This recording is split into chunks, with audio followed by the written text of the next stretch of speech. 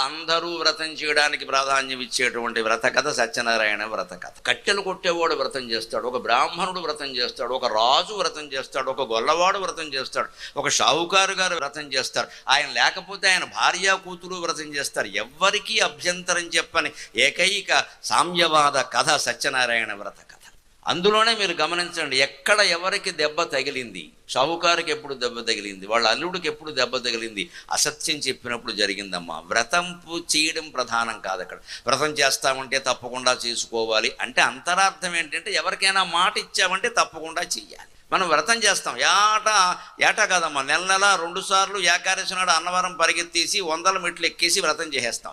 మెట్టు దిగ్గానే అబద్ధాలు మొదలెడతాం, ఎందుకంటే మన స్వార్థం కోసం. వెళ్ళిందేమో సత్యనారాయణ వ్రతం. నేను ఆకాశం నాడు ఎడతాను, నువ్వు ఆకాశం నాడు వెళ్ళి ఎవడొద్దున్నాడు. ఇక్కడ జీవితంలో మార్పు లేదు, బుద్ధిలో మార్పు లేదు, అబద్ధాలు మారలేదు, అధర్మాలు మారలేదు. వ్రతం మాత్రం ఏకాదశికి ఒకసారి చేస్తాం.